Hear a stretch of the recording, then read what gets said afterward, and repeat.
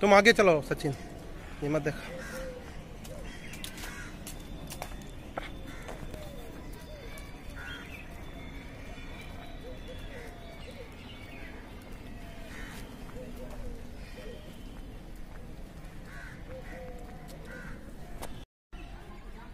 अरुण भाई, ये बिल्टी गले में कपड़े में बंधी हुई है। ये बकरी ये देखो खा रही, अनाज खा रही है और अभी पत्ते खिला दिया, पेट भर गया इसका।